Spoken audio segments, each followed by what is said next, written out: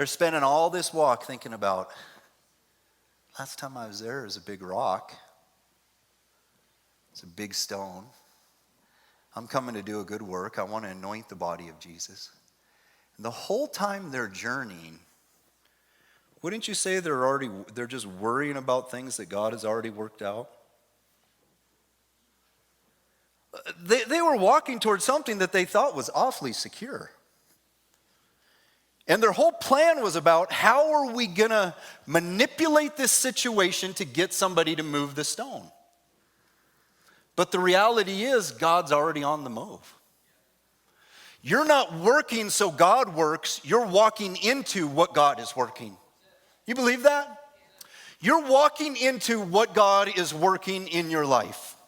Sure, I'm journeying. Sure, I'm on this faith journey. But the reality of it is, most of the things that I'm planning for and preparing for in my heart and in my mind, God has already done the work to remove it. How do we know that? Because we read what happened before. These women had no clue what we read had already taken place.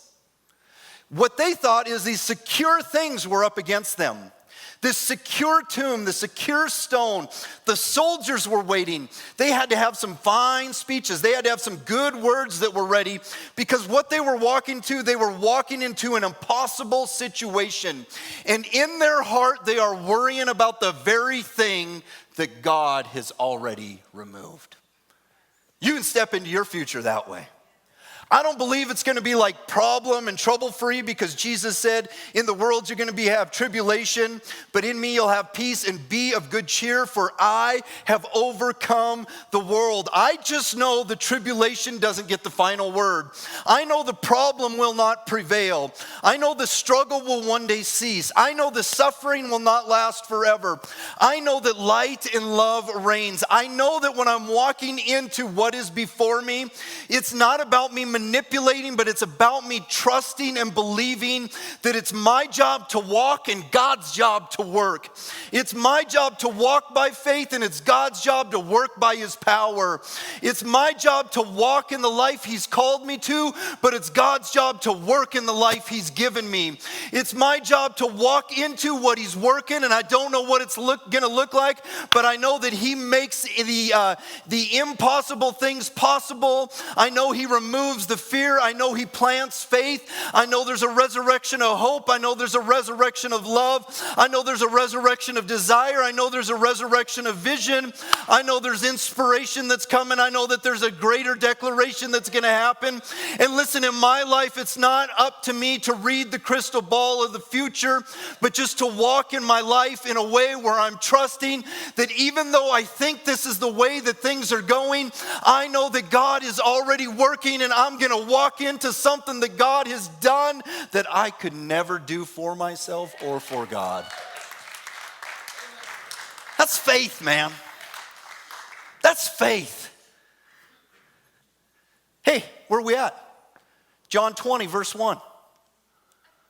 Now, on the first day of the week, Mary Magdalene came to the tomb early while it was still dark and saw that the stone had been taken away from the tomb. And we saw how. I was going to keep going. I had like 12 more verses, man. That's for us today. It's not as secure as you think. Come on, can we admit that we let that future speak some crazy lies to us? Can we admit that even though I'm not doing as good as I think I should be, I'm doing better than I should be? Can we admit that the reason I'm going through the things that I'm going through and working on the things that I'm working on today is because I've endured some very, very difficult things? Can you give yourself some grace today? Can you give yourself some space to kind of work on and work through some of the hurts and the habits and the heartache? Can you give yourself a little bit of room to just keep walking and not worrying, but just let your heart reframe itself and go to a little bit more of a trusting situation? Because when we read the resurrection story, we can say to Mary and the crew, hey guys, the stone is already removed. And I believe as much as their desire was working, so was their anxiety. Because they were going to do something for God. And as they started to walk into that, they start thinking, And I just want to encourage you to be empowered. I'm not telling you how the story's going to go. I'm not telling you that you won't face betrayal. I'm not telling you that you won't face discouragement. Jesus faced all those things when he went to the cross. But if you're facing crucifixion, remember that there's always crucifixion before the resurrection. It's suffering and glory. They go together. This is the hope of the gospel that we celebrate in this season. That yes, I may be suffering, but the glory far outweighs that. And God is working in your life in a secure way.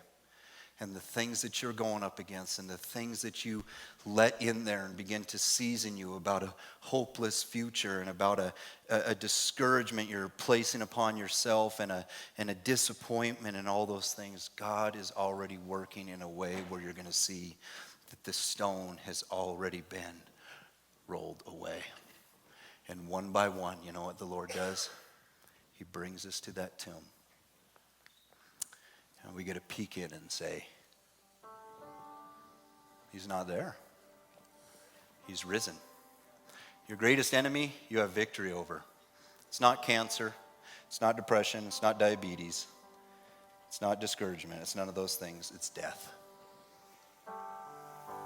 And Jesus has the final word. This is the hope of the resurrection.